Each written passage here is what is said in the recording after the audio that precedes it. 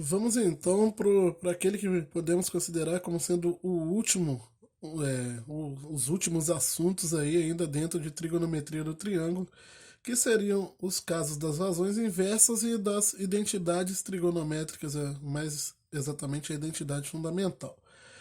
Que seriam as razões inversas que nós chamamos de razões trigonométricas inversas que nós chamamos de secante, cossecante e cotangente. Como o próprio nome já diz, razão inversa é que elas vão ser o inverso das razões básicas que nós já conhecemos. A secante, a cossecante e a cotangente vão ser os inversos exatamente do cosseno, do seno e da tangente.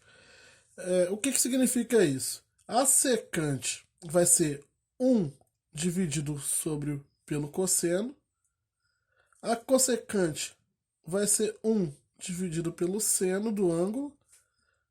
Estou usando aqui um ângulo alfa e a cotangente vai ser um dividido pela tangente, pela tangente de alfa. Isso aqui que significa o inverso de alguma coisa em matemática, né? É um dividido por aquela coisa. Por exemplo, numericamente falando, o inverso do 2 é um sobre 2.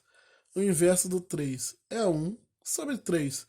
O inverso de uma fração, por exemplo, se eu tivesse 2 terços, o inverso de 2 terços é um sobre 2 terços.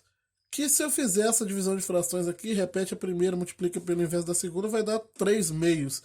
Se eu estou com uma fração, então, se eu quero inverter ela, é só trocar o numerador pelo denominador. Por exemplo, o inverso de 2 sétimos seria um dividido por 2 sétimos, que, resolvendo essa divisão de frações, dá 7 meios. É só inverter. Então, o inverso de um número, de uma fração, de uma razão, vai ser essa um sobre aquele número, né? Essa relação de um sobre aquele número. E a secante, a cossecante e a cotangente são as inversas, as razões inversas dessas razões básicas que nós chamamos de cosseno, seno e, cota, e tangente. Cuidado para não confundir, tem muita gente que costuma trocar aqui a secante é, e falar que a secante é a inversa do seno e que a cossecante é a inversa do cosseno, mas elas são inversas até no nome aqui, ó, na inicial do nome, são contrárias. A secante, então, é a inversa do cosseno, a cossecante é a inversa do seno e a cotangente é a inversa da tangente. Isso aqui poderia ser escrito também de outra forma, né? Colocando essas aqui no denominador. E aí você teria que o cosseno é um sobre a secante, que o seno é um sobre a cossecante e que a tangente é igual a um sobre a cotangente. Também estaria certo aqui. Essas seriam as razões trigonométricas inversas. É, o, Duas relações que nós poderemos usar também, além das razões trigonométricas inversas, além de lei dos senos, lei dos cossenos, ainda dentro de trigonometria do triângulo, tem duas relações que nós chamamos de identidades fundamentais. No caso, uma delas é a identidade fundamental da trigonometria, a outra é uma identidade sobre a tangente, que são, digamos, fórmulas, são relações mesmo. São essas formulinhas, essas propriedades que sempre vão acontecer quando eu estou trabalhando com senos, cossenos e tangentes. Que significa o seguinte: a identidade fundamental me fala que sempre que eu estou com um ângulo, se qualquer que seja esse ângulo, o seno ao quadrado daquele ângulo, se eu pegar o seno daquele ângulo e levar ao quadrado, somar com o cosseno também daquele ângulo ao quadrado, isso vai dar sempre igual a 1. Se eu pegar para qualquer ângulo que seja, quando eu pego o seno ao quadrado e somo com o cosseno ao quadrado, dá igual a 1. E para representar um seno e cosseno ao quadrado, nós colocamos a potência aqui mesmo, tá? Entre a nomenclatura e o ângulo, para você não confundir e não achar que o ângulo é que está elevado ao quadrado. Na verdade, é o seno que está ao quadrado daquele ângulo. Lembrando aqui, né? O seno para esse ângulo θ vai ser cateto oposto sobre a hipotenusa, cosseno vai ser o adjacente sobre a hipotenusa e a tangente vai ser o oposto sobre o adjacente. Colocando isso aqui para nós observarmos algumas coisas que vão acontecer. Como que eu demonstro a identidade fundamental? Como que eu sei que essa identidade é válida para qualquer ângulo? Imagina esse triângulo aqui. É um triângulo retângulo que tem um ângulo θ dentro dele. Então é válido para esse triângulo retângulo aqui o teorema de Pitágoras, correto? Então eu sei que eu vou colocar numa ordem melhor, já que eu vou na ordem final. Eu sei que se eu pegar os catetos ao quadrado, b ao quadrado mais c ao quadrado, isso é igual a hipotenusa ao quadrado. Só invertiu a maneira natural aqui do Pitágoras. Agora, observe o seguinte. Eu estou com uma equação. Toda equação eu posso fazer sem alterar os resultados dela, eu posso dividir ela por um número. Dividir todos os termos dela por um mesmo número. Assim como nós podemos anular também, se todas elas tiverem o mesmo denominador. Então eu posso, por exemplo, colocar todas elas sobre a ao quadrado. Imagina se eu dividisse o teorema de Pitágoras todo por a ao quadrado, o mesmo número a. O que ia dar aqui? Desse lado eu teria 1. E do lado de cá, se você observar b ao quadrado sobre a ao quadrado, é b sobre a ao quadrado. C ao quadrado sobre a ao quadrado é c sobre a ao quadrado. Só que b sobre a é o cosseno, c sobre a é o seno do ângulo. Então aqui eu tenho o cosseno ao quadrado do ângulo θ mais o seno ao quadrado do ângulo θ. Isso igual a 1. Saiu aqui do teorema de Pitágoras, uma observação do teorema de Pitágoras. Ah, mas para que vai me servir isso? Daqui a pouco eu mostro um exemplo. Outra relação importante é a da tangente, que me diz que sempre que eu estou com a tangente de um ângulo é sempre igual à divisão do seno pelo cosseno daquele ângulo. Nós podemos mostrar isso de uma forma simples. Observa também o seguinte, a tangente ela é igual o C sobre B.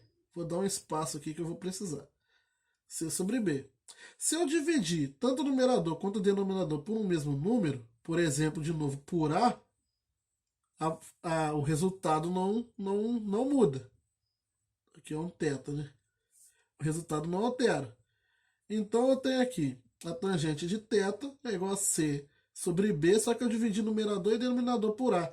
Só que ao fazer isso, o que aparece aqui em cima é o seno de θ e o que aparece aqui embaixo é o cosseno de θ. Isso está me mostrando que a tangente de θ é igual ao seno pelo cosseno de θ. São demonstrações simples de propriedades que vão nos ajudar muito, por exemplo, em problemas onde eu não sei as medidas do triângulo e preciso encontrar o valor de senos e cossenos ou o valor de ângulos sobre aquele triângulo. Por exemplo, como esse exemplo aqui. Dado que x é um ângulo de um triângulo retângulo e que o seno dele equivale a 3/5, calcule o cosseno e calcule a tangente. Como você vai fazer isso sem saber as medidas do triângulo? Com as identidades trigonométricas você consegue fazer isso. Por quê? Eu sei o valor do seno. E eu sei que o seno de x ao quadrado mais o cosseno de x ao quadrado é igual a 1. Eu posso substituir esse valor do seno aqui e mesmo sem saber as medidas desse tal triângulo, encontrar o valor do cosseno. Por quê? O seno ao quadrado vai ser o 3/5 ao quadrado mais cosseno ao quadrado é igual a 1. Logo, aqui fica 9/25 mais cosseno ao quadrado é igual a 1. Ou seja, cosseno ao quadrado é igual a 1 menos 9/25. De onde eu tiro que o cosseno ao quadrado é igual a 25 menos 9. Cosseno ao quadrado é igual a 16/25. Cosseno de x, né? Então, o cosseno de x ao quadrado é 16/25. Passando esse quadrado para o outro lado, cosseno de x vai ser a raiz de 16/25, que dá 4/5. Então, se o seno de x é 3/5, o cosseno é 4/5. E eu encontrei isso sem nem saber quais são as medidas do triângulo, só utilizando a identidade fundamental da trigonometria. Essa aqui é uma das principais identidades que você vai ter que saber aí utilizar da trigonometria. Por isso que ela ganha o nome de identidade fundamental. Gente, eu tô errando aqui às vezes porque tem um. Pra filmar, acaba que tem um negócio na frente da minha visão aqui. E o celular fica de cima filmando e é uma madeira que tá apoiando aqui que tá atrapalhando a minha visão. Peço perdão aí por esses erros esdrúxulos aqui. É, então, eu quero calcular o cosseno e quero calcular a tangente. Para calcular a tangente, eu também não preciso saber as medidas do triângulo. Agora que eu sei que a tangente de qualquer ângulo, inclusive o x que eu estou querendo achar, é igual o seno daquele ângulo dividido pelo cosseno.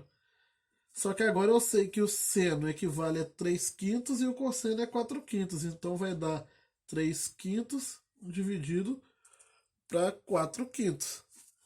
Logo, a tangente de x vai ser igual a 3/5 que multiplica 5/4.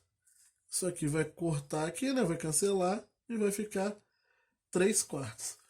Então, observa então o poder dessas propriedades, né? Você consegue trabalhar com a trigonometria, você acaba conseguindo trabalhar com as medidas do triângulo sem conhecê-las muito a fundo. Você consegue mexer agora aqui com senos e cossenos sem ter que saber quem é o triângulo que você está trabalhando. E só para exemplificar, se eu fosse calcular para esse triângulo aqui, quem é a secante, quem é a cossecante e quem é a cotangente dele, do x aqui, o que eu calcularia? A secante de x é a inversa do cosseno. E o cosseno nós acabamos de descobrir que é 4/5. Então a secante vai ser 5/4. É bem simples. A cossecante de x é a inversa do seno. E o seno ele deu aqui no exercício que é 3/5. Então a cossecante é 5/3. A cotangente é a inversa da tangente, que é 4/3. Esses seriam os valores aí das razões inversas. Para que eu vou utilizar isso? Para diversas coisas, mas aí quando chegar lá em trigonometria do círculo, nós abrangemos todas essas possibilidades.